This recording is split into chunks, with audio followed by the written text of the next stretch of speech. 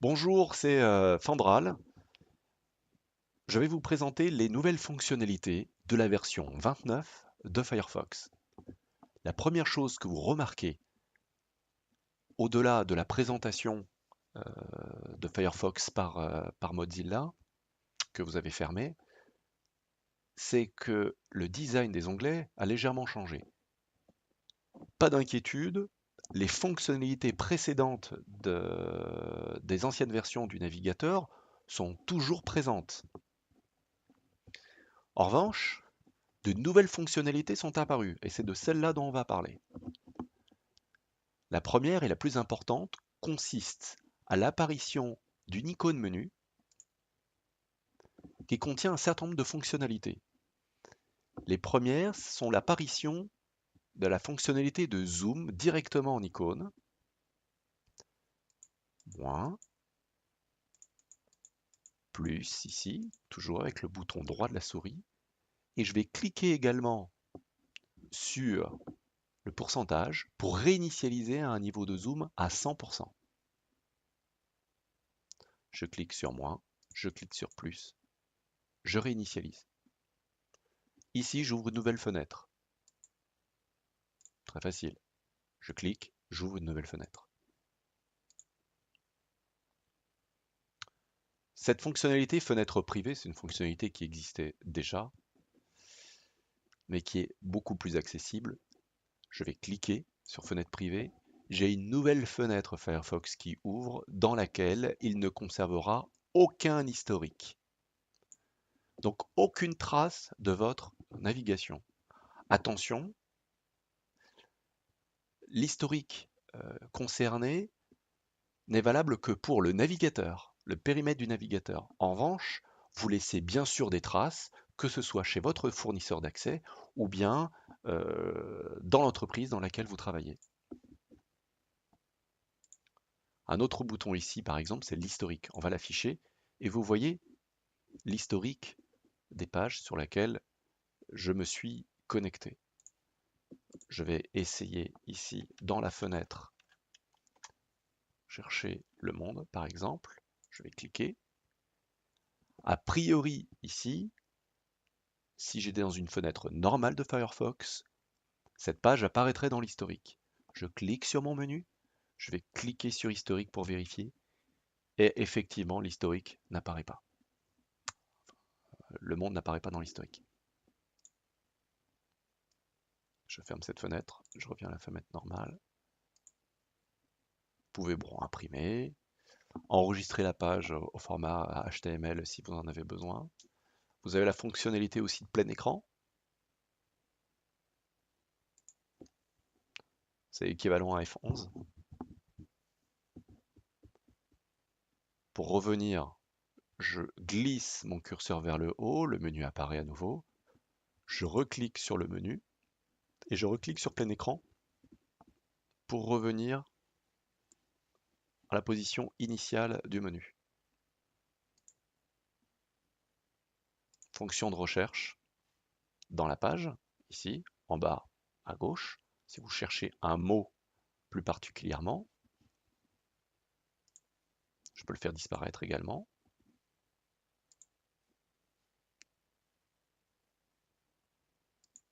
Accéder aux options de Firefox, qui sont accessibles par le menu, là-haut, en faisant Alt, ce sont les mêmes.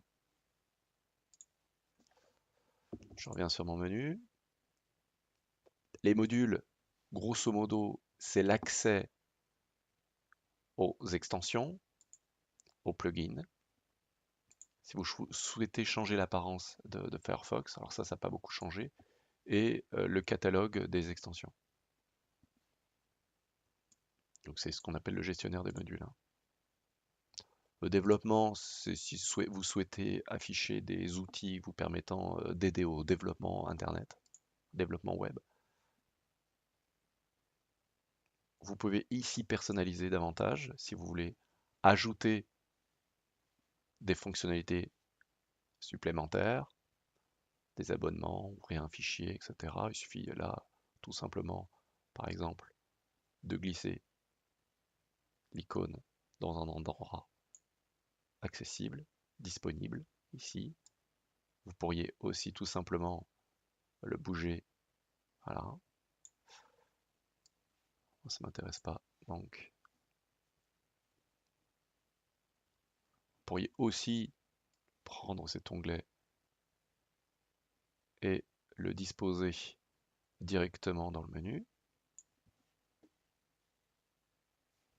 Je quitte la personnalisation.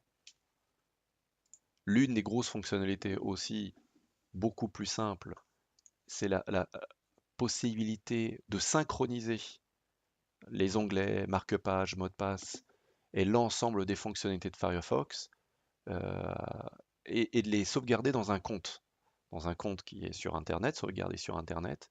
Et à chaque fois que vous utiliserez Firefox et que vous souhaiterez le synchroniser, quel que soit le support, une tablette, un smartphone, un ordinateur personnel, un ordinateur de bureau, il suffira de se synchroniser euh, pour, euh, pour récupérer l'ensemble de ces informations. Pour ça, on pourra le voir une autre fois. Personnellement, j'ai pas ouvert de compte, mais ça pourra faire l'objet d'une autre vidéo. Dans d'autres fonctionnalités, il y a la fonctionnalité marque-page qui est très accessible ici. Par exemple, je vous parlais du monde tout à l'heure, je vais y revenir.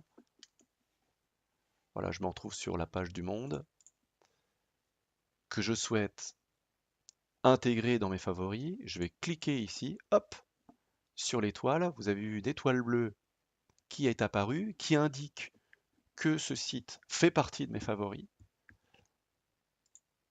Alors, où apparaît-il? Il apparaît à un seul et même endroit, c'est marque-page non classé.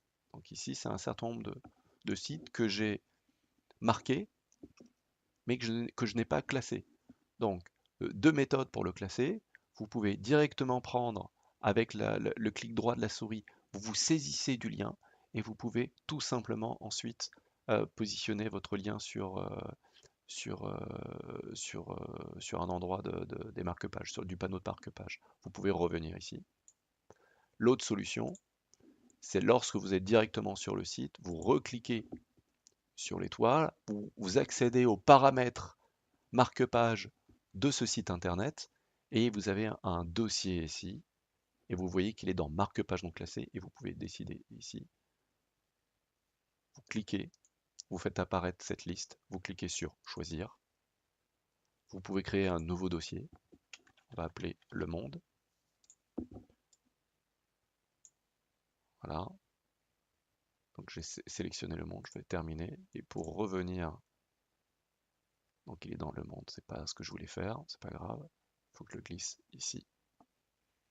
Donc il était resté, hein, j'avais en fait tout simplement créé un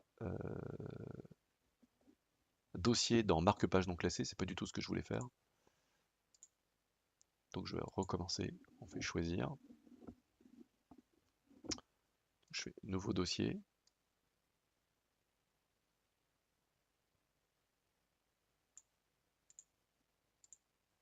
C'est intéressant, hein. Je suis obligé de le prendre avec le clic droit de la souris et de le bouger là.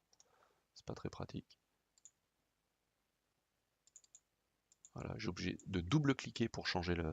Double-cliquer avec le bouton droit de la souris pour changer le nom. On va l'appeler test. Je termine. Et si je veux plus, je veux tout simplement supprimer, je clique là. Je vais supprimer le marque-page et l'étoile bleue disparaît. Voilà, ça c'est les premières fonctionnalités que j'ai pu rencontrer. Je vous dis donc à bientôt. Amusez-vous bien avec cette nouvelle version.